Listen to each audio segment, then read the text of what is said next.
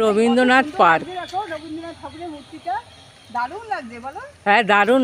এখানে হ্যাঁ আমি আর বৌদি প্রায় দিনই এই পার্কে ঘুরতে আসি, মর্নিং ওয়াক করতে। চতুর্দিকে শাল গাছে ঘেরা, মাসে রবি ঠাকুর, কি যে দারুণ লাগে। এখানে এলে মনটা শান্ত হয়ে যায়। দেখুন কি সুন্দর, এই পরিবেশটা দারুণ লাগে।